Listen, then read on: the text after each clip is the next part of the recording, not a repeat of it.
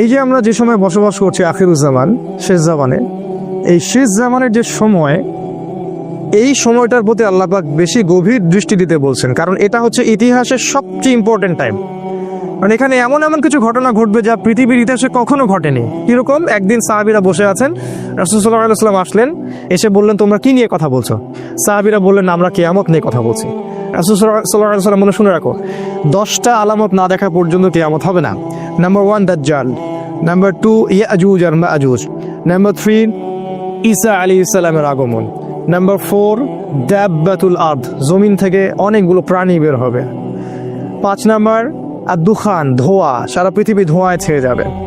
6 number, 6, 7, 8 সম্ভবত 3টা ভূমিকম্প, 3টা বড় বড় ভূমিকম্প হবে পৃথিবীর পূর্ব, পশ্চিম এবং মাঝখানে। আরেকটা হচ্ছে পশ্চিম দিক থেকে সূর্য উঠবে। আর সর্বশেষটা হচ্ছে ইয়েমেন থেকে আগুন বের হবে, এই আগুনটা মানুষকে তাড়িয়ে নিয়ে আসবে আরাফার মাঠের দিকে। রাসূল সাল্লাল্লাহু আলাইহি ওয়াসাল্লাম বলছেন 10টা আলামত না দেখা পর্যন্ত কিয়ামত হবে না। কোরআনে আল্লাহ পাক অনেকগুলো কসম করেছেন। 3 ডুমুর ফলের কসম, আমাদের দেশের ডুমুর ফল না, আবার যে ডুমুর ফল মক্কা মদিনায় পাওয়া যায়, আরবে পাওয়া যায়, কাঁচা খেতেও মিষ্টি লাগে। 3 জাইতুন, জাইতুন ফলের কসম, জাইতুনের তেল দিয়ে রাসূল সাল্লাল্লাহু আলাইহি ওয়াসাল্লাম মালিশ করতে বলেছেন, উপকারী। তুরি সিনিন, তুর পাহাড়ের কসম, সিনাই পাহাড়ের কসম, এরকম অনেক কসম আছে। ওয়াল্লাইল, রাতের কসম। ওয়াদুহা, দ্বীপ্রহরের কসম। ওয়াল ফজর, ফজরের কসম। ফজরের কসম করে আল্লাহ বলেছেন ফজর সকাল, ফজর নিঃশ্বাস ছাড়ে। অসাধারণ একটা আয়াত, ফজর নিঃশ্বাস ছাড়ে। আজকের এডুকেশন সিস্টেম আমাদের এটা বিশ্বাস করবে? সকাল নিঃশ্বাস ছাড়ে।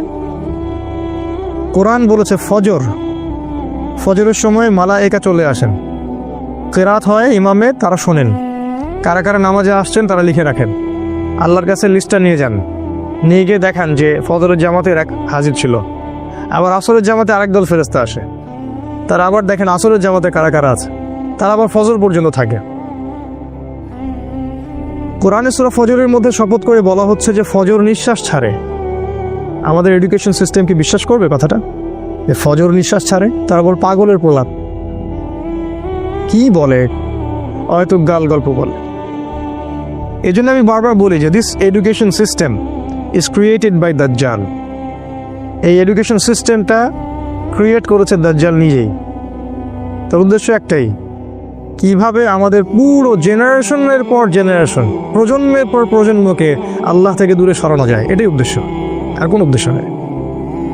একজন পিএইচডি ডিগ্রি অর্জন করবে কিন্তু ভিতর থেকে হবে অন্ধ। একজন ডক্টরেট করবে, বাইরে থেকে ডিগ্রি নিয়ে আসবে, তার বাবা মা থাকবে বৃদ্ধাশ্রমে। সে ইন্টারনালি ব্লাইন্ড। আল্লাহ পাক এরকম অনেক কসম করেছেন। একটা কসম সময়ের কসম।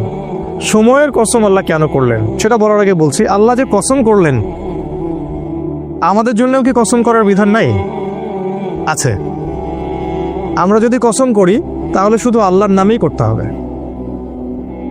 কারণ একটা হাদিসে রাসূল সাল্লাল্লাহু আলাইহি ওয়াসাল্লাম বলেছেন, মান হালাফা বিগাইরি ইসমিল্লাহ ফাকাদ কাফারা, যে ব্যক্তি আল্লাহ ছাড়া অন্য কারো নামে কসম করলো সে কুফরি করলো। আমরা যখন কসম করব অবশ্যই আল্লাহর নামেই কসম করতে হবে। ছোটবেলায় আমরা শিখেছিলাম আল্লাহর কসম করতে হয় না, এই জন্য আমরা মায়ের কসম করতাম, বাবার কসম করতাম। এখন আমরা দেশের কসম করি, মাতৃভূমির কসম করি। তা আল্লাহ বলেছেন কসম করতে হবে শুধুমাত্র আল্লাহরই, অন্য কারো না। তবে আল্লাহ রাব্বুল আলামিন তার সৃষ্টির কসম করেন, যেমন রাত দিন, ফজর, ডুমুর ফল, কোরআন, চাঁদের, সময়ের ইত্যাদি। সময়ের কসম করার অর্থ কি? সময়ের কসম আল্লাহ পাক কেন করছেন? আল্লাহ পাক যখন কোনো কিছুর কসম করছেন বুঝতে হবে ওই বিষয়টা অত্যন্ত গুরুত্বপূর্ণ। এটা বোঝার জন্য খুব বেশি বুদ্ধির দরকার নাই। আল্লাহ পাক তো সহজে কোনো বিষয়ের কসম করবেন না। আর কোরআন নাজিল করার সময় আল্লাহ পাক খুবই ইকোনমিক্যাল। কোন দিকে? শব্দ চয়নের ক্ষেত্রে আল্লাহ পাক অতিরিক্ত কোনো শব্দই চয়ন করতে চাচ্ছেন না, যেটা দরকার সেটা নাজিল করছেন। অহেতুক কোনো শব্দ কিন্তু কোরআনে নাই। কোরআন এমন একটা কিতাব যেটার একটা শব্দ দিয়ে একটা জাতির ইতিহাস বলা হয়েছে। সিরিয়াসলি, সূরা কাহফের মধ্যে একটা শব্দ আছে, জুলকারনাইন বাদশা যাচ্ছেন একদিকে, একটা কওমকে দেখতে পেলেন যে কওমের সূর্যের আলো থেকে বাঁচার কোনো বুদ্ধি ছিল না। তারা জানতো না কিভাবে সূর্যের আলো থেকে নিজেদেরকে রক্ষা করতে হবে। আল্লাহ ভালো জানেন এই জায়গাটা কোথায়। আল্লাহ পাক শুধু বলেছেন ক্যাযালিকা, ওরা এরকমই ছিল, ব্যাস এতটুকু। ওই সম্প্রদায়টা এমনই ছিল বলে আল্লাহ পাক অন্য প্রসঙ্গে চলে গেছে। একটা ওয়ার্ড দিয়ে একটা সম্প্রদায়ের কথা বলেছেন আল্লাহ পাক। শব্দ আল্লাহ পাক অহেতুক চয়েস করবেন না। তাই সময়ের শপথ কেন করলেন? 3টা কারণে করতে পারেন, শর্ট করে বলছি। একটা হলো, অবশ্যই আমাদেরকে চোখে আঙ্গুল দিয়ে দেখিয়ে দেওয়া হচ্ছে যে আমাদের জীবনের সবচেয়ে গুরুত্বপূর্ণ জিনিস সময়। আমাদের মানব জাতির জন্য সবচেয়ে গুরুত্বপূর্ণ জিনিস হচ্ছে সময়, যেটা আমরা ফেসবুকে, অনলাইনে থেকে, ইউটিউবিং করে, গার্লফ্রেন্ডের সাথে সময় অপচয় করে, কফি খেয়ে, চায়ের দোকানে আড্ডা পিটে, খেলার মাঠে নষ্ট করি। তবে মানুষ যখন মৃত্যুবরণ করবে কিয়ামতের মাঠে এবং জান্নাতে যদি চলেও যায়, সেখানে গিয়েও মানুষের আফসোস হবে ওই সময়গুলোর জন্যে যে সময়গুলো মানুষ অহেতুক নষ্ট করেছে, যে সময়গুলোতে মানুষ আল্লাহর কথা বলেনি, আল্লাহর জিকির করেনি, রাসূলের প্রতি দরুদ পড়েনি। ওই সময়গুলোর জন্য মানুষ আফসোস করতে থাকবে। একজন জান্নাতি ব্যক্তিও আফসোস করতে থাকবে, কেন আমি ওই সময়গুলো আল্লাহর জিকির করিনি। সময় সবচেয়ে বেশি ইম্পর্টেন্ট জিনিস। আর এই সভ্যতা, এই গডলেস ওয়ার্ল্ড এবং এই এডুকেশন সিস্টেম আমাদের সময়গুলোকে খেয়ে ফেলেছে। এখন আমার মনে হয় এই 30 বছরের জীবনে এসে আমার কাছে মনে হয় যে আমার জীবনের 15 বা 18টা বছর অপচয় হয়ে গেছে। 18 বছরে আমি হাফেজ হতে পারতাম, আমি হয়তো হাদিসেরও হাফেজ হতে পারতাম, বুদ্ধি ব্রেন ভালো ছিল, ফার্স্ট হতাম সবসময়। আমি হয়তো ফিক পড়তে পারতাম, ইতিহাস পড়তে পারতাম, সিরাত পড়তে পারতাম। এখন সারাদিন রাত যত কাজই করি না কেন, আত্মতৃপ্তি হয় না, মনে হয় কিছু না কিছু গ্যাপ থেকেই গেল, আর এই গ্যাপটা কখনো পূরণ হবে না, অসম্ভব। তাই যারা 40 বছর 50 বছর বয়সে তাস খেলছে, টিভি দেখতেছে, আড্ডা পিটাচ্ছে, এদেরকে দেখলে বুঝেই আসে না যে এই বয়সে কিভাবে সেটা করতে পারে। একটা বড় কি চিন্তা হয় না যে আমার হায়াত কমে আসছে, আমি পৃথিবীতে আর হয়তো বেশি দিন থাকবো না। সুবহানাল্লাহ, সময়ের কসম, আল্লাহ পাক সময়ের কসম করে আমাদেরকে সময়ের দিকে দৃষ্টি দিতে বলছেন, সময় সম্পর্কে সচেতন হতে বলছেন। দেখেন, মানুষ সারা জীবনে অনেক কষ্ট করে ঠিকই, কষ্টের পর কষ্ট সহ্য করে, একটা চাকরির জন্যে, একটা জমির জন্যে, একটা ভালো জব, স্ট্যাটাস, টাকা, সিকিউরিটি, বাড়ি গাড়ি, বউ বাচ্চা, এগুলোই তো। এগুলো ছাড়া আর কিচ্ছু নাই, এগুলো ছাড়া কিন্তু কিচ্ছু নাই, সব এগুলোই।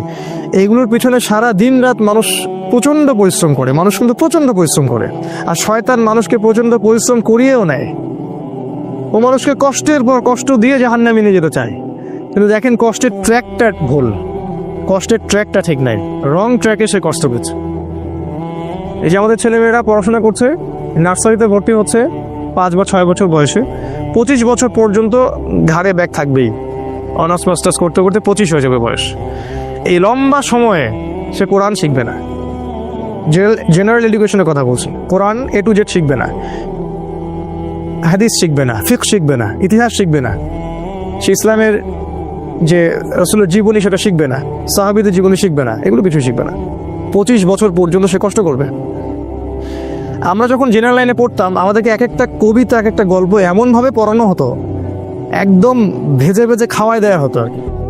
রবীন্দ্রনাথের কবিতা, নজরুলের কবিতা, জীবনানন্দ দাশের কবিতা, শেক্সপিয়ারের গল্প, তারপরে আপনার মাইকেল মধুসূদন দত্তের কবিতা। অবশ্যই এখানে ইসলামপন্থী কারো কবিতা ছিল না। আপনার কাছে যদি মনে হয় এই পুরো প্ল্যানটা এমনি এমনি হয়ে গেছে, আপনি বোকা স্বর্গে বাস করছেন, এর পিছনে একটা মাস্টার মাইন্ড আছে। এই পুরো প্রসেসটা একদিনে হয়নি, এটাকে সাজানো হয়েছে, ঢেলে সাজানো হয়েছে, যাতে করে আমাদের প্রজন্মের বা প্রজন্ম ইসলাম থেকে দূরে সরে যায়, তাদের জীবনের বড় একটা সময় নষ্ট হয়ে যায়। সময়ের কসম করেছেন আল্লাহ, এটা একটা কারণ, সময়ের প্রতি মূল্যায়ন করা। সেকেন্ড কারণ হচ্ছে আল্লাহ পাক অতীতের দিকে তাকাতে বলছেন আমাদের দিকে, অতীতের দিকে। সময়ের কসম করে আল্লাহ পাক আমাদেরকে বুঝাচ্ছেন যে অতীতের দিকে তাকিয়ে দেখো, সময়ে সময়ে যারাই আল্লাহর বিধানকে অস্বীকার করেছে, আল্লাহ পাক তাদেরকে এই দুনিয়াতেও লাঞ্ছিত করেছেন, পরকালেও যন্ত্রণাদায়ক শাস্তি দিয়েছেন। আল্লাহ পাক সময়ের কসম করে আমাদেরকে হিস্ট্রি পড়তে বলছেন, ইতিহাস। অতীতের দিকে তাকাও, দেখো আদম আলাইহিস সালাম থেকে শুরু করে এই পর্যন্ত একই সুন্নাত, আল্লাহর সুন্নতের মধ্যে কোনো পরিবর্তন নাই। ওয়ালান তাজিদা লিসুন্নাতিল্লাহি তাবদীলা, আল্লাহ বলেছেন আমার সুন্নাত, আমার স্টাইলে কোনো পরিবর্তন পাবে না। যাদের কাছেই আল্লাহ হেদায়েত এসেছে, যারা স্বীকার করে নিয়েছে, আল্লাহ পাক তাদেরকে দুনিয়া সাফল্য দিয়েছেন, পরকালও সাফল্য দিয়েছেন। আর যারাই আল্লাহর বিধানকে অস্বীকার করেছে, আল্লাহ পাক দুনিয়াতে শাস্তি দিয়েছেন, পরকালে শাস্তি দিয়েছেন। যেমন নূহ আলাইহিস সালামের কওম আল্লাহ পাক ডুবিয়ে দিলেন। আদ জাতি প্রচণ্ড শক্তিশালী, নারিকেল গাছের সমান সমান একটা মানুষ, এর চেয়েও বড়, পাহাড়ের মধ্যে বাসা করে থাকে, আল্লাহ পাক ওদেরকে ঝড় দিয়ে উড়িয়ে দিলেন। শুআয়ব আলাইহিস সালামের কওম খুবই দাপটের জাতি, ওদের অপরাধ ছিল মানুষকে অন্যায়ভাবে মারতো। আমাদের ওই যে রিমান্ডে নিয়ে যেটা করে ওইটা করতো আর কি। রিমান্ডে নিয়ে গেলে যে পিটানটা পিটায়, এইগুলো তারা সমাজে মানুষকে পিটাইতো আর কি। একজন মানুষ দোষী, দোষ তো প্রমাণ হয়নি, মারা যাবে। ধরেন একজন মানুষ খুনের কারণে বন্দী হয়েছে, প্রমাণ হয়েছে কি এখনো? আপনি মারতে পারেন না তো, মেরে আপনি জবানবন্দি নিতে পারেন না, ইসলামে হারাম। চলছে এগুলো, কে বুঝাবে? শুআয়ব আলাইহিস সালামের কম এই কাজটা করতো। আরেকটা কাজ করতো, মাপে কম দিত আর মানুষের সম্পদ লুট করতো। আমাদের এই যে ব্যাংকিং সিস্টেমের মতো, মানুষকে কলা ঝুলায় টোপ দেয়। একটা বাড়ির দাম 10 লাখ টাকা, আমরা আপনার পক্ষ থেকে বাড়িটা কিনে দিব, কিন্তু আপনাকে 10 লাখের জায়গায় 30 লাখ দিতে হবে। কারণ অতিরিক্ত যে 20 লাখ দিতে হবে, এটার জন্য আমরা আপনাকে 20 বছর সময় দিচ্ছি। আর আমরা বলি হ্যাঁ তাই তো 20 বছর সময় পাওয়া যাবে, 30 লাখ অল্প অল্প করে দিব কিস্তি স্টাইলে, সমস্যা তো নাই কিছু। এই কলা ঝুলাই দিয়ে আপনার সম্পদ তারা লুটে নিল, সুদ। আরেকটা যে পেপার মানি, কাগজের টাকা। আমি তো বললাম যে আমরা সোনা নিয়ে ওদের ব্যাংকে যাই, ওদেরকে সোনা দিয়ে ডলার নেই। শুআয়ব আলাইহিস সালামের কওম এরকম কাজ করতো। আল্লাহ পাক ভূমিকম্প দিয়ে ধ্বংস করেছেন ওদেরকে, ভূমিকম্প দিয়ে। সময়ের দিকে তাকায় দেখেন, সামুদ জাতি এরকম শক্তিশালী ছিল, আল্লাহ পাক ওদেরকে বজ্রপাত দিয়ে ধ্বংস করেছেন। ফেরাউন পৃথিবীতে এমন একজন মানুষ যে মনে করতো আমি আল্লাহ, আনা রব্বুকুমুল আ'লা, আমি ছাড়া তোমাদের মহান কোনো রব নাই। আল্লাহ পাক ওকে পানিতে ডুবাই দিলেন। এখানে একটা ঘটনা আছে, অনেকদিন বলা হয়নি, বলতে যাচ্ছিলাম। ফেরাউন যখন ডুবছিল তখন কিন্তু সে ঈমান এনেছিল, এটা কি জানেন? ফেরাউন যখন ডুবছিল তখন কিন্তু সে ঈমান নিয়ে আসছিল। ফেরাউন যখন ডুবছে ও সেনাবাহিনী সহ, তখন জিবরাইল অন্যান্য ফেরেশতারা চলে আসছেন, কারণ মৃত্যু হবে, এখন জান কবজ করা হবে। এবং যারা পাপী, ওদের জান কবজের সময় ওদেরকে চেহারার মধ্যে মারা হয়, প্রচণ্ড জোরে জোরে পিটানো হয়, থাপ্পড় দেওয়া হয়। ওরা দেখতে পারে, আমরা দেখতে পারবো। তো জিবরাইল আলাইহিস সালাম তাকে কাদা ছুটছিলেন, কাদা নিয়ে তার মুখে ছুটছিলেন। তো ওই সময় ফেরাউন বলেছিল যে আমানতু বিরব্বি হারুন ওয়া মূসা, আমি হারুন এবং মূসার রবের প্রতি ঈমান নিয়ে আসলাম।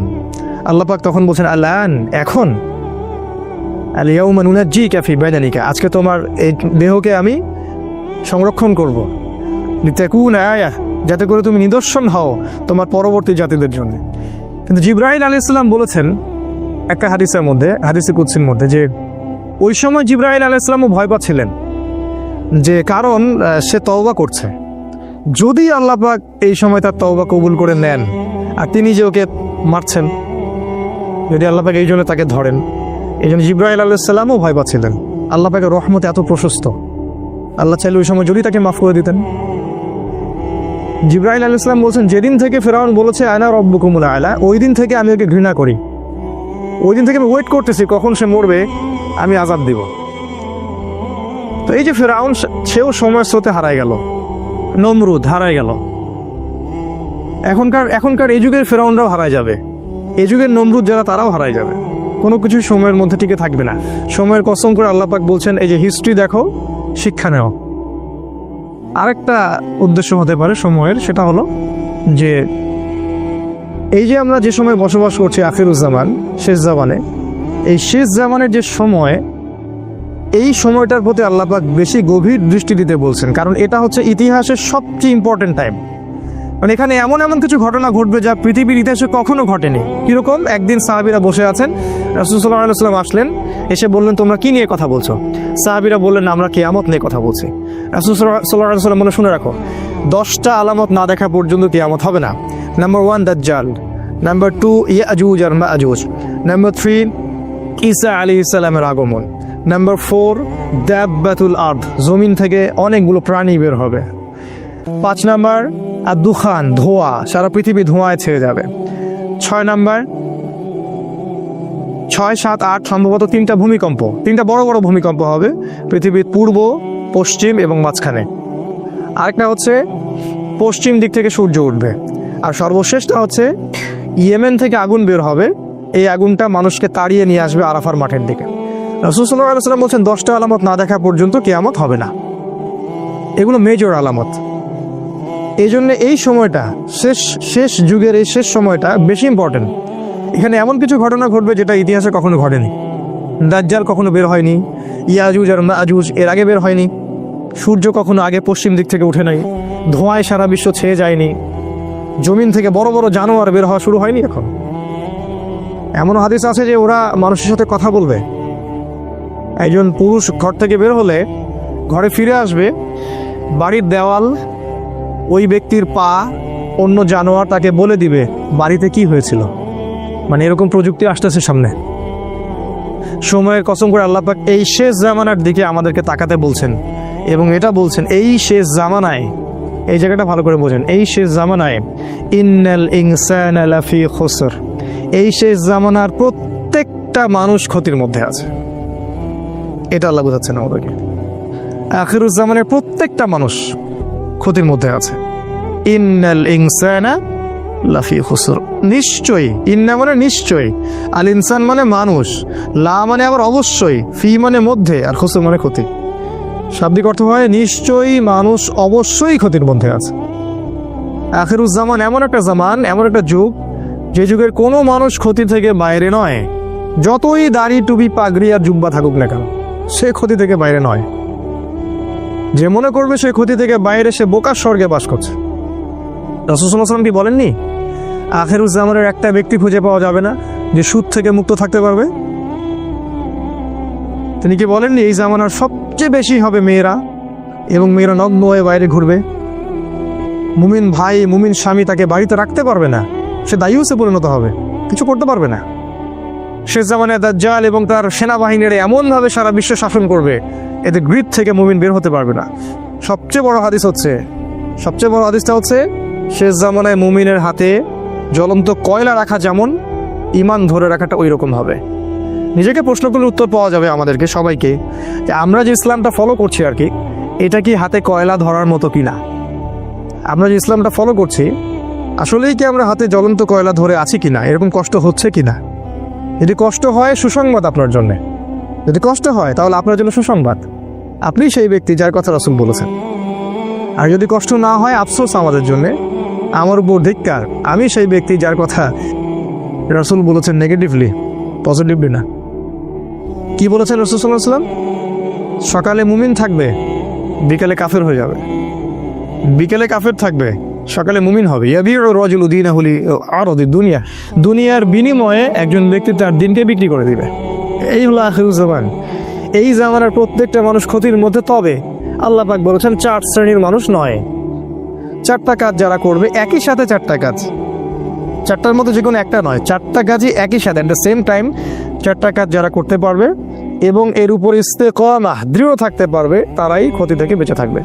তার মধ্যে নাম্বার 1 হচ্ছে ইল্লাল্লাযীনা আমানু, ঈমান। ঈমানটা কেন এখন আমি বুঝি। এই ওয়ার্ল্ডটাকে রিড করতে হলে, এই বিশ্বে আসলেই কি হচ্ছে এটা বুঝতে হলে আপনার ভিতর থেকে একটা নলেজ দরকার, ইন্টারনাল একটা লাইট দরকার। যার ভিতরে ঈমান নাই তার ভিতরে আল্লাহর পক্ষ থেকে নূর আসবে না, পসিবল না। যার ভিতরে, হৃদয়ের ভিতরে ঈমান নাই, আল্লাহর পক্ষ থেকে লাইট বা নূর আসবে না। আর আল্লাহর পক্ষ থেকে কলবের মধ্যে নূর না আসলে সে ভিতর থেকে দেখতে পারবে না আসলে কি হচ্ছে। যেমন আমাদের মেয়েদের কথা বলা হচ্ছে মিডিয়ায়, মেয়েরা অনেক এগিয়ে যাচ্ছে, প্রোগ্রেস, প্রগতি, সমান তালে চলছে, সম অধিকার, অগ্রগতি, তাই না? কিন্তু কোরআন, সুন্নাহ এবং আখিরুজ জামান স্টাডি করলে আমরা দেখছি যে মেয়েরা এগিয়ে যাচ্ছে ঠিকই, কিন্তু জাহান্নামের দিকে। এই যে চিন্তার জগতের বিশাল একটা পরিবর্তন, এক শ্রেণীর মানুষের কাছে এটা প্রোগ্রেস, আর আমি বলছি এটা জাহান্নামের রাস্তা। বিশাল একটা পার্থক্য না?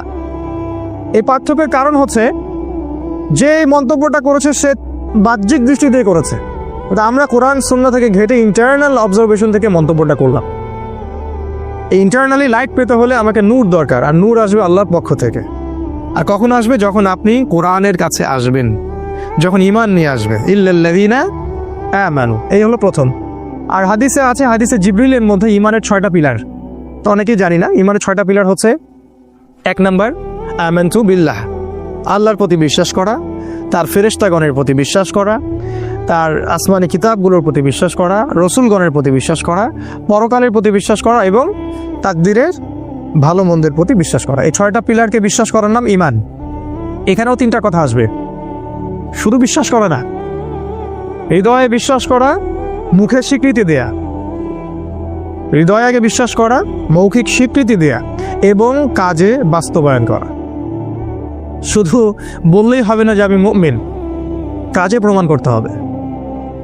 কিছু মানুষ আছে আমাদের বলে যে আমি তো গুনাহ করিনি, নামাজ পড়ার কি দরকার আছে, আমি তো খারাপ কাজ করি না, আমি তো সারাদিন ভালো কাজ করি, জনকল্যাণমূলক কাজ করি, আমি তো জননেতা, নামাজের তো প্রয়োজন নাই। নামাজ তাদের জন্য যারা গুনাহ করে, ওদের গুনাহ মাফ করানোর প্রয়োজন আছে, তারা যাবে নামাজে, আমি নামাজে যাবো কেন? কিছু মানুষ আছে কোরআন সুন্নাহ ইসলামকে এর সামনে আত্মসমর্পণ তো করবেই না, বলে যে আমি মানবতার কল্যাণে কাজ করি, আমি জনকল্যাণমূলক কাজ করি, আমি গাছ লাগিয়ে দিই, আমি কম্বল বিতরণ করি, আমি কত ভালো কাজ করি। এগুলো তো ভালো কাজ, আমি তো সদা সত্য কথা বলি, ব্যবসায় হালাল খাই, আমার নামাজের তো দরকার নেই। ইমানের একটা পিলার হচ্ছে মনে বিশ্বাস, মুখে স্বীকৃতির সাথে সাথে কাজে অবশ্যই বাস্তবায়ন করতে হবে। এই কাজে বাস্তবায়ন করতে গিয়ে কিছু মানুষ শৈথিল্যবাদী হয়ে যাবে, আর কিছু মানুষ হয়ে যাবে চরমপন্থী। আমাদেরকে হতে হবে মধ্যমপন্থী, খুব চরমপন্থীও না, আবার শৈথিল্যবাদীও না। কারণ আল্লাহ পাক এই উম্মতকে বলেছেন উম্মাতান ওয়াসাতা লিতাকুনু শুহাদা আলান নাস, তোমরা হচ্ছে মধ্যমপন্থী উম্মত, তোমাদেরকে অন্যান্য উম্মতগুলোর উপরে সাক্ষী হিসেবে উপস্থাপন করা হবে। 1 নাম্বার, ক্ষতি থেকে বেঁচে থাকবে তারাই যারা মুমিন, এই 6টা পিলারের প্রতি বিশ্বাস করে, তারপরে মুখে স্বীকৃতি দেয় এবং কাজে বাস্তবায়ন করে। 2 নাম্বার, ওয়া আমিলুস সলিহাত, ঈমান আনার সাথে সাথে যারা সৎ আমল করে। এখন আমিলুস সলিহ এর সংজ্ঞা কি? এক কথায় খুব সহজ করে যদি সংজ্ঞা বলি, তাহলে যে আমল বা যে কাজগুলো আল্লাহ অনুমোদন করেছেন, তার রাসূল অনুমোদন করেছেন, বা রাসূলুল্লাহ সাল্লাল্লাহু আলাইহি ওয়াসাল্লাম করেছেন বা করতে বলেছেন, অথবা মৌন সম্মতি দিয়েছেন। সোজা সিম্পল। যে প্রত্যেকটা কাজ আল্লাহর রাসূল সাল্লাল্লাহু আলাইহি ওয়াসাল্লাম আল্লাহর বিধানের আলোকে আমাদেরকে করতে বলেছেন, অথবা নিজে করেছেন, অথবা কেউ করেছেন তিনি মৌন সম্মতি দিয়েছেন, এই ধরনের কাজগুলোকে বলা হয় আমলুস সালেহ। যেমন 5 ওয়াক্ত সালাত, রমাদান মাসের সওম। রমাদান মাসের কথা আসলে আমরা একটা দোয়া করে নেই, আল্লাহুম্মা, বলুন আমার সাথে, আল্লাহুম্মা বাল্লিগনা ফি রমাদান ওয়া বারিক লানা ফিহি, আমিন। অর্থ হচ্ছে আল্লাহ আমাদেরকে রমাদান পর্যন্ত পৌঁছে দিন এবং সেখানে বরকত দিন। রমাদানের আগ থেকেই রাসূল সাল্লাল্লাহু আলাইহি ওয়াসাল্লাম এই দোয়াটা করতেন, আল্লাহ আমাদেরকে রমাদান পর্যন্ত পৌঁছে দিন এবং সেখানে বরকত দিন, এবং আল্লাহ পাক আমাদের জীবনে রমাদানের সংখ্যা বাড়িয়ে দিন, আল্লাহুম্মা আমিন। যেটা বলছিলাম, আমলুস সালেহের মধ্যে আছে সালাত, আছে সওম, ফরজের কথা বলছি, আছে যাকাত, সামর্থ্য হলে যাকাত দিবেন, সামর্থ্য হলে হজ করবেন, উমরা করবেন, সদা সত্য কথা বলা, পিতামাতার খেদমত করা, আল্লাহর বিধানের উপর দৃঢ় থাকা, সুন্নাহ অনুযায়ী জীবন গড়া, এই প্রত্যেকটা কাজই আমলুস সালেহ। এমনকি বাথরুমে যদি কেউ প্রবেশ করে এবং প্রবেশ করার সময় যদি কেউ এই দোয়াটা পড়ে, বিসমিল্লাহ আল্লাহুম্মা ইন্নী আউযু বিকা মিনাল খুবসি ওয়াল খাবাইস, এই টয়লেট করার কাজটাও তার আমলুস সালেহ। টয়লেট করার সময় বের হওয়ার পরে যদি সে বলে গুফরানাকা, অথবা একটা দোয়া আছে আলহামদুলিল্লাহিল্লাযী আযহাবা আনিল আযান ওয়া আফানি, এই কথাগুলো যদি বলে সেটাও আমলুস সালেহ। স্ত্রী সহবাস করবে কেউ, স্ত্রী সহবাস করা, স্ত্রীকে চুমু খাওয়া, এটাও আমলুস সালেহ। স্ত্রীর হাত ধরে বসে থাকা আমলুস সালেহ। স্ত্রীর হাত ধরে চাঁদ দেখতে যাওয়া, তার সাথে গল্প করা, সময় কাটানো আমলুস সালেহ। স্ত্রী সহবাস করার আগে কেউ যদি দোয়া পড়ে, বিসমিল্লাহ আল্লাহুম্মা জান্নিবনা শাইতান ওয়া জান্নিবাশ শাইতান মা রাযাকতানা, তার সহবাসটার জন্য সে নেকি পাবে, সেক্স করলে নেকি পাবে। সাহাবীরা অবাক হয়ে জিজ্ঞাসা করলেন, এটাও নেকির কাজ? আল্লাহ রাসূল বললেন, এই কাজটা যদি তুমি স্ত্রী ছাড়া অন্য কারোর সাথে করতা তাহলে কি সেটা জেনা হতো না, গুনাহ হতো না? সাহাবীরা বললেন, হ্যাঁ হতো। যদি তাই হয় তাহলে স্ত্রীর সাথে করলে ওটা নেকিও হবে। ইসলামের মতো সহজ রিলিজিয়ন কোথাও পাবেন না। খেতে বসেছেন, খাবেন, খিদা লাগছে, এই জন্য খাবেন, বিসমিল্লাহ বললেন, খাওয়া শুরু করলেন, প্রথম লোকমার সাথেই বললেন আলহামদুলিল্লাহ, আল্লাহ পাক বলছেন আল্লাহ ওই বান্দার প্রতি সন্তুষ্ট হয়ে যান। আমল সালেহ। কোরআন তেলাওয়াত করছেন, আমল সালেহ, প্রতি হরফে 10 নেকি পাচ্ছেন। জিকির করছেন, সুবহানাল্লাহ আলহামদুলিল্লাহ, আমল সালেহ। সারাদিন আপনি যদি রাসূলের স্টাইল ফলো করেন, সকাল থেকে নিয়ে একদম ঘুমানো পর্যন্ত, ঘুমাবেন, ঘুম তো রেস্ট, ঘুমানোর আগে একটু ওযু করলেন, বা ওযু সম্ভব না আপনি দোয়াগুলো পড়লেন, পরে ফু দিলেন, সূরা বাকারা শেষ 2 আয়াত পড়লেন, বিসমিল্লাহ আল্লাহুম্মা বিসমিকা আমুতু ওয়া আহইয়া, পরে ঘুমিয়ে গেলেন। পুরো ঘুমটা আপনার আমল সালেহ। ওই ঘুমের মধ্যে যদি আপনি স্বপ্ন দেখেন, স্বপ্নে আপনি জেনা করতেছেন, ওটার জন্য কোনো দোষ নাই, ওটার জন্য কোনো দোষ নাই, মাফ হয় না স্বপ্ন অনেক সময়, ওটার জন্য কোনো গুনাহ নাই, কারণ আপনি দোয়া পড়ে ঘুমিয়েছেন, শয়তান আপনাকে ডিস্টার্ব করেছে। এরকম প্রতিটা কাজ, যেই কাজগুলো রাসূল সাল্লাল্লাহু আলাইহি ওয়াসাল্লাম করেছেন বা করতে বলেছেন, অথবা মৌন সম্মতি মানে সম্মতি দিয়েছেন ঠিক আছে করতে পারো, সেগুলো আমল সালেহ। আরেকটা জিনিস আছে, একই সাথে আল্লাহ এবং তার রাসূল যে কাজগুলো করতে নিষেধ করেছেন, যে কাজগুলো করতে নিষেধ করেছেন, যে কাজগুলো করার ব্যাপারে শাস্তির কথা বলেছেন, সেই প্রত্যেকটা কাজ ছেড়ে দেওয়াও আমলে সালেহ।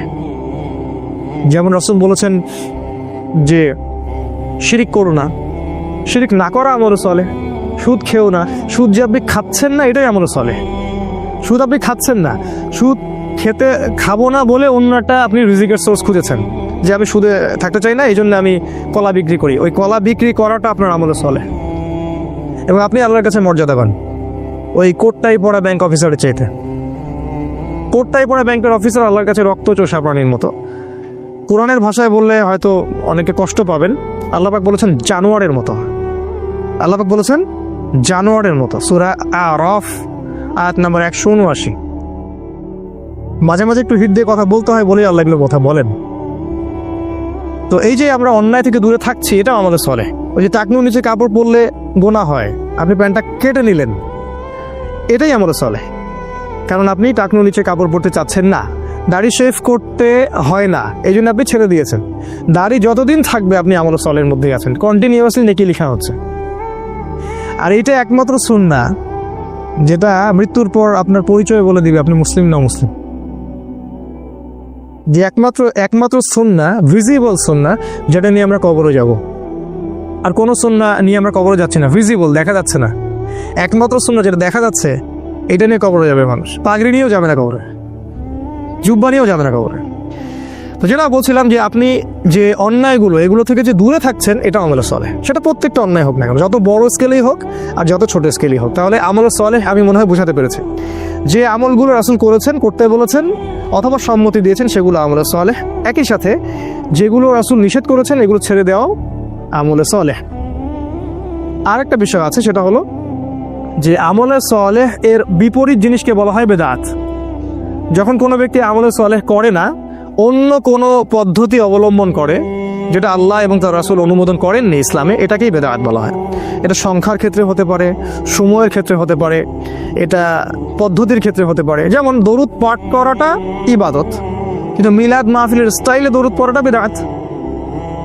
একজন ব্যক্তি দোয়া করবে, একাকী দোয়া করতে পারে, মাশাআল্লাহ, কোনো সমস্যা নেই, কিন্তু সম্মিলিতভাবে একটা সিস্টেম তৈরি করে নেয়া তা বেদাত।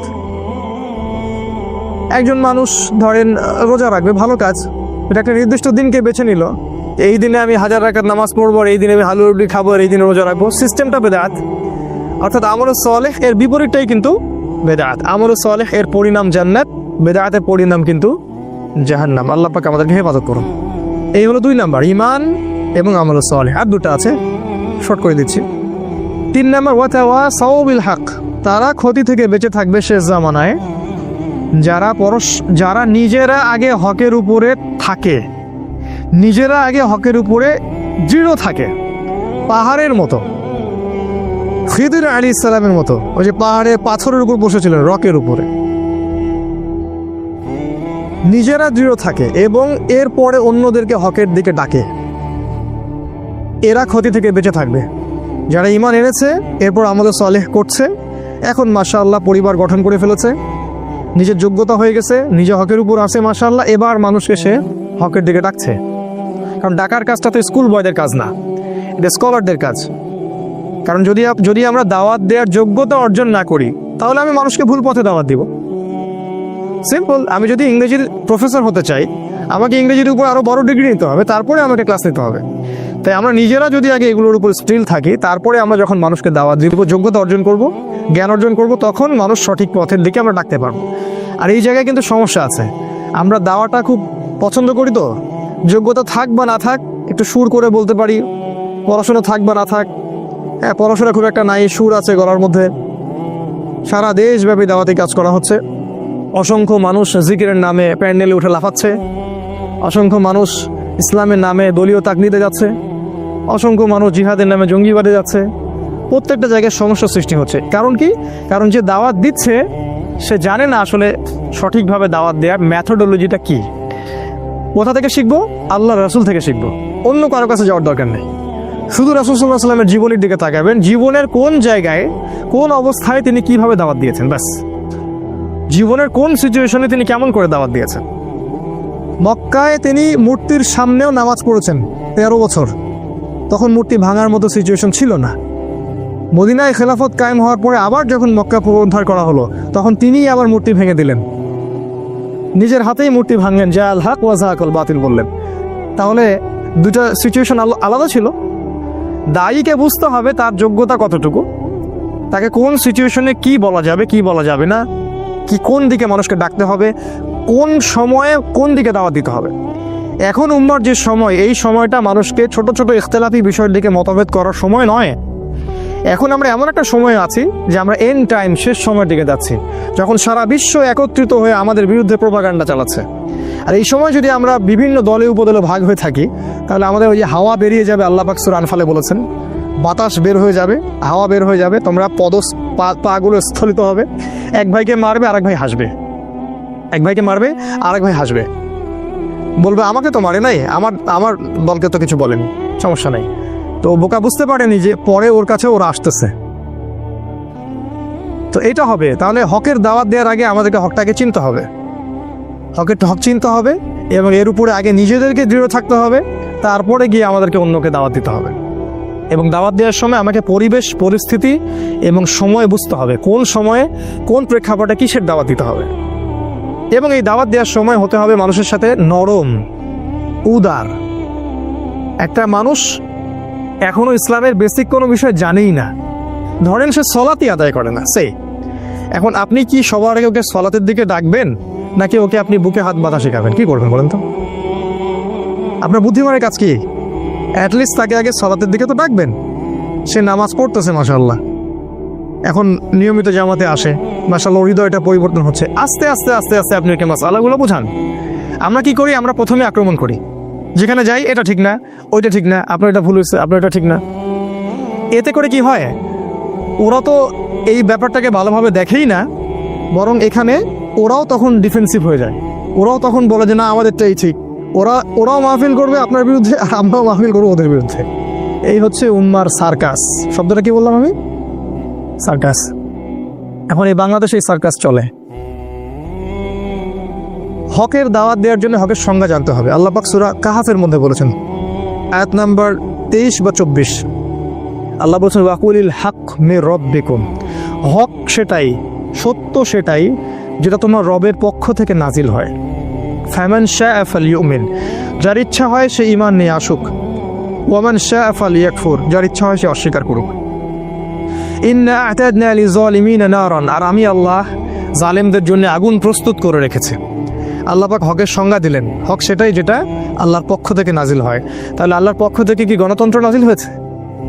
ধর্মনিরপেক্ষতাবাদ, কমিউনিজম, আমাদের সেকুলারিজম, আমাদের এই যে ইউনাইটেড নেশনস জাতিসংঘ, আমাদের ইসরায়েলের ব্যাংকিং সিস্টেম, এগুলো আল্লাহর পক্ষ থেকে নাজিল হয়েছে।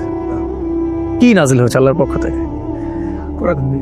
এক সময় আল্লাহর পক্ষ থেকে তাওরাত নাজিল হয়েছিল, ওই তাওরাতই ছিল ওই সময়ের হক, ওই তাওরাতটা ওই সময়ের হক ছিল। এরপরে জাবুরটা ওই সময়ের হক ছিল, ইনজিলটা ওই সময়ের হক ছিল। এখন কিয়ামত পর্যন্ত হকের মানদণ্ড কোরআন এবং সুন্নাহ, এর বাইরে যাওয়ার কোনো সুযোগ নাই। জীবনের প্রতিটা ক্ষেত্রে যদি এটার উপর আমল একজন ব্যক্তির না থাকে, সে ব্যক্তি নামে মুসলিম হতে পারলেও কাজে এখনো পরিপূর্ণ মুসলিম হতে পারেনি। এটাকে বলা আত্মসমর্পণ।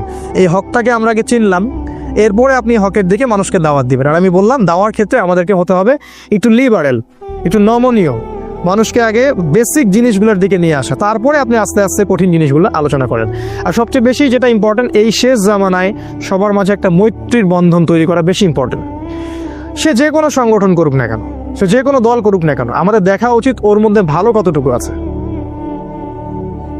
হানাফিদের মধ্যে ভালো আছে, আহলুল হাদিসদের মধ্যে কিছু ভালো আছে, তাবলিগের মধ্যেও দেখবেন আপনি কিছু ভালো আছে, জামাত ইসলামে দেখবেন আপনি কিছু ভালো আছে, চরমনায় দেখবেন কিছু ভালো আছে। সবারই মধ্যে কিছু না কিছু ভালো অবশ্যই আছে। আপনি কেমন করে বুঝবেন কোনটা ভালো কোনটা খারাপ? ওই যে বললাম, হক থেকে বুঝতে হবে। হকের মানদণ্ড দেখে আপনাকে ডিসাইড করতে হবে যে এটা ভালো এটা খারাপ। আর একান্ত যদি নাই পারি ডিসাইড করতে আমি, তাহলে সমসাময়িক যত ওলামায়ে কেরাম আছে তাদের কাছে যাব, গিয়ে বলবো, পরামর্শ করবো যে আসলে কোনটা সত্য কোনটা মিথ্যা, এবং তারপরে আমি যাচাই বাছাই করে দেবো কোনটা সত্যের বেশি কাছাকাছি। আর যদি দেখা যায় দুইটা অপশন দেখা যাচ্ছে, এটাও ঠিক ওইটাও ঠিক, যেমন ধরেন সুবহানাল্লাহ এটা 33 বার করে পড়া যায়, 33 33 33, আর লাস্টে একবার লা ইলাহা ইল্লাল্লাহ ওয়াহদাহু লা শারীকা লাহ, তাই না? কি জানি লা ইলাহা ইল্লাল্লাহ, হ্যাঁ হ্যাঁ মাশাআল্লাহ, লাহুল মুলকু ওয়া লাহুল হামদু ওয়া হুয়া আলা কুল্লি শাইইন সহি সহি। একটা হাদিসে আরেকজন সাহাবীকে রাসূল বলছেন 33 33 34 বার আল্লাহু আকবার। এটা কি সহিহ? এটা সহি। তাহলে কখনো আপনি ওইটা আমল করেন, কখনো এটা আমল করেন, বৈচিত্র্য থাকলো। বেতের সালাত কত রাকাত পড়েছেন রাসূল? 1 3 7 5 9, কোনটা সহি? সব সহি। এখন কিছু মানুষ বলবে আমরা গোলালু মার্কা আলেম, সবই সহি বলে। এক জায়গায় এই কথাটা বলে আসলাম মিঠাপুকুর জায়গিরহাটে, তো পরে একজন খুবই খেপে গেছে আমার উপরে, খাবার টেবিলে আমার উপর খুব আক্রোশ ঝাড়লো, বলল যে আপনি গোলালু মার্কা আলেম, আপনি সবগুলোকে সহি বললেন। আমি জিজ্ঞাসা করলাম বেতর সালাত কোনটা সহি? বললো যে আমি তো অত পণ্ডিত না, পড়াশোনা জানি না, বলে চলে গেল। এই যে আমাদের আচরণগত সমস্যা, এটার কারণ আসলে অজ্ঞতা এবং আমাদের সব নলেজগুলো না থাকা। এরকম প্রতিটা মাসালা আপনি দেখবেন, ওই যে পায়খানা করতে বসা থেকে শুরু করে ঘুমানো পর্যন্ত যতগুলো আমল আমরা করি, প্রতিটা আমলেই একাধিক অপশন আছে। একবারে হাঁটু বেড়ে বসার অপশন আছে, এক পা ডান পা খাড়া করে বসার অপশন আছে পায়খানাতে। খাওয়ার টেবিলে বসার মানে নিচে যখন বসি হাঁটুর উপরে বসার অপশন আছে না? তাশাহুদের মতো বসার অপশন আছে না? কোনটা সহি?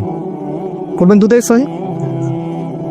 আপনি সালাতে দাঁড়াবেন, কখনো 2 রাকাত সুন্নত পড়ার অপশন আছে, কখনো 4 রাকাত আছে না? কখনো বেতর 1 রাকাত পড়ার অপশন আছে, কখনো 3 রাকাত আছে না? কোরআন তেলাওয়াত করবেন, অপশন নাই? অপশন আছে। আপনি যে কোনো সুন্নার দিকে যান, ঘুমাবেন, ঘুমানোর সময় অনেক দোয়া, কোনটা সহি? সবগুলোই সহি। সূরা কাফিরুন পড়ে ঘুমানোর হাদিস আছে, সূরা কাফিরুন, অনেকে বলবে এটা নাই, আছে, হয়তো সে জানে না। তাই আমাদেরকে এই জায়গায় যেটা করতে হবে যে সব ডাটাগুলোকে এক জায়গায় আনতে হবে। যদি আমার কাছে না থাকে আমি ওলামায়ে কেরামদের বই পড়বো, সহযোগিতা নিব, এবং সবার মাঝে ঠিক আছে ভাই আমি বুঝতে পারতেছি ওরটা হয়তো একটু দুর্বল, আমারটা বেশি সহি, আচ্ছা ঠিক আছে, সে সেটা করতেছে, করুক। আমি তাকে হিকমার সাথে একসময় বুঝাবো যে ভাই এটা যেটা বেশি সহি, আপনি চাইলে এটা করতে পারেন, আমার কাছে এটা ভালো মনে হয়। মাশাআল্লাহ। কোনো ইমামের মধ্যে কি কোনো দ্বন্দ্ব ছিল? হানাফি মাযহাবের ইমাম শাফি মাযহাবকে ঘুষি মারতেন নাকি? আমরা এগুলো করি কেন? আমাদের এগুলো অজ্ঞতা অথবা হিংসা অথবা হঠকারিতা এগুলোর কারণে করি। এতে করে আমাদের একটা লাভ হয়, সেটা কি জানেন? আমরা ইহুদি খ্রিস্টান এবং জায়নিস্টদের দাসে পরিণত হই, এটা আমাদের লাভ হয়। আমরা ইহুদি খ্রিস্টান এবং জায়নিস্টদের দাসে পরিণত হই, কারণ ওরা বিভক্ত উম্মাকে সুযোগ পেয়ে ধ্বংস করার পথ খুলে যায়। এটা হলো হকের দাওয়াত আমরা দিব। আর একটা হলো সবর, এটা বলে শেষ করছি। সবর অথবা সবর, হকের দাওয়াত দেওয়ার সাথে সাথে যারা সবর করে। আচ্ছা, দাওয়াতের সাথে সবরের সম্পর্ক কি? রংপুরে কুকুরের সংখ্যা বেশি হয়েছে না? আমাদের এলাকায় একই অবস্থা। আমাদের এলাকায় কুকুরের যন্ত্রণে ঘুমানো যায় না এখন। আর একটা বিষয় আমি দেখছি, আমাদের এলাকায় অনেক বৃত্তশালী আছে, তো বৃত্তশালীদের টাকা রাখার জায়গা নাই, আর বাসায় হয়তো আল্লাহ এবং তার রাসূলের প্রতি সেই রকম তাওয়াক্কুল আছে কিনা আল্লাহ ভালো জানেন, তো সবাই কুকুর পুষতেছে বাসায়, সম্পদ পাহারা দিচ্ছে কুকুররা। সুবহানাল্লাহ। জানেন এই ব্যাপারেও হাদিস আছে যে বিনা প্রয়োজনে যদি কেউ কুকুর পালে, কথাটা মনে হলো, দেখেন এটা উপকার হবে। বিনা প্রয়োজনে যদি কেউ কুকুর পালে, প্রতিদিন তার আমলনামা থেকে 1 কেরাত নেকি কেটে দেওয়া হবে। 1 কেরাত মানে হচ্ছে উহুদ পাহাড়ের সমান। আমি দেখেছি উহুদ পাহাড়, আপনারা যারা হজ করেছেন দেখেছেন, উহুদ পাহাড় এত বড় নেকি তার আমলনামা থেকে কেটে দেওয়া হবে। আবার কেউ যদি কোনো ভাই জানাজায় যায়, তার আমলনামা 1 কেরাত নেকি লিখে দেওয়া হবে, মাটি দিলে আরও 1 কিরাত নেকি লিখে দেওয়া হয়। সবরের সম্পর্কটা কি? হকের সাথে সবরের একটা সম্পর্ক আছে, সেটা হলো সত্য এমন একটা জিনিস যেটাকে আক্রমণাত্মকভাবে প্রতিষ্ঠিত করা যায় না। হক এমন একটা জিনিস যেটাকে কখনো আক্রমণাত্মকভাবে প্রতিষ্ঠিত করা যায় না, ধৈর্যের সাথে প্রতিষ্ঠিত করতে হয়। এক্সাম্পল, আপনি নূহ আলাইহিস সালামের দিকে তাকান, 950 বছর দাওয়াত দিলেন, 40 বা 80টা মানুষ ইসলাম কবুল করলেন। আপনি তাকান ইব্রাহিম আলাইহিস সালাম, সবর করতে করতে দেশে থাকতে পারলেন না, হিজরত করতে হলো। শেষ করছে। তারপরে দেখেন আপনি আদ সামুদ জাতি, ঠিক আছে, ফেরাউন, মুসা, ঈসা আলাইহিস সালাম। ঈসা আলাইহিস সালামের তো জায়গাই হলো না পৃথিবীতে। মুসা আলাইহিস সালাম, তাকে উম্মাহ এত কষ্ট দিয়েছে। আমাদের নবী মুহাম্মদ সাল্লাল্লাহু আলাইহি ওয়াসাল্লাম মাঝে মাঝে মুসা আলাইহিস সালামের কথা চিন্তা করতেন আর সান্ত্বনা পেতেন। একদিন আল্লাহ রাসূল গনিমতের মাল ডিস্ট্রিবিউট করছিলেন, একজন এসে বললেন, ইয়া মুহাম্মদ ইদিল, হে মুহাম্মদ ইনসাফ করো, তুমি ইনসাফ করছো না। আল্লাহ রাসূলকে বললেন এইভাবে ডাইরেক্ট। রাসূল সাল্লাল্লাহু আলাইহি ওয়াসাল্লামের পাশে সাহাবীরা ছিলেন, তারা বললেন, ইয়া রাসূলুল্লাহ, আমাকে অনুমতি দিন, গর্দান উড়াই দিবে বেটার। আল্লাহ রাসূল সাল্লাল্লাহু আলাইহি ওয়াসাল্লাম ধৈর্য ধরলেন, বললেন যে মুসাকে তার কওম এর চেয়েও বেশি কষ্ট দিয়েছিল। তিনি মুসা আলাইহিস সালামের কথা চিন্তা করে সান্ত্বনা নিতেন। এত বেশি কষ্ট বনী ইসরাইল তাকে দিয়েছিল, কল্পনার বাইরে। আল্লাহ পাক বনী ইসরাইলের মধ্যে এমন অনেক নবী পাঠিয়েছিলেন যাদের সাথে কোনো উম্মতি ছিল না, 2 জন 4 জন 5 জন 10 জন। আবার এমনও হয়েছে একই সাথে একটা জায়গায় অনেকগুলো নবীকে পাঠানো হয়েছে এবং সবাইকে তারা হত্যা করেছে।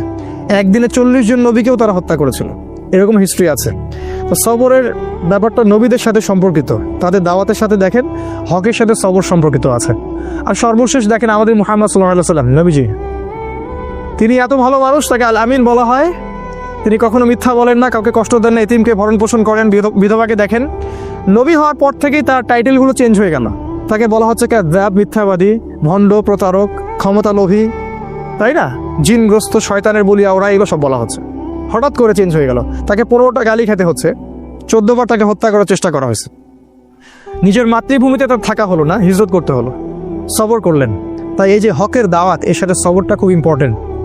আমরা যেন এই হকের দাওয়াত দিতে গিয়ে অধৈর্য হয়ে না যাই এবং লিবারেল মধ্যম পন্থা অবলম্বন করি এবং সবার সাথে হৃদ্যতার সম্পর্ক তৈরি করার চেষ্টা করি, সবর করি।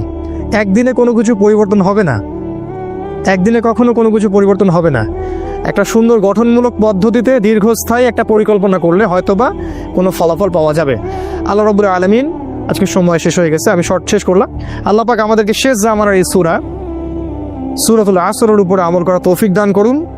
এখানে যে বিষয়গুলো আছে এক বাক্যে বলছি যে আল্লাহ পাক সময়ের কসম করে আমাদেরকে সময়ের গুরুত্ব বুঝিয়েছেন, অতীত থেকে শিক্ষা নিতে বলেছেন, শেষ জামানার দিকে বেশি ফোকাস করতে বলেছেন।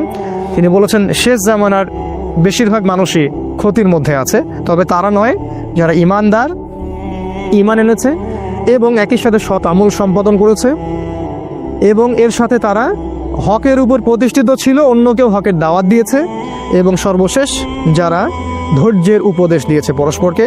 এই গুণগুলো আল্লাহ পাক আমাদেরকে অর্জন করার তৌফিক দান করুন, আল্লাহুম্মা আমিন। আল্লাহ রাব্বুল আলামিন আমাদেরকে কোরআন বুঝে পড়ার তৌফিক দান করুন, আল্লাহুম্মা আমিন।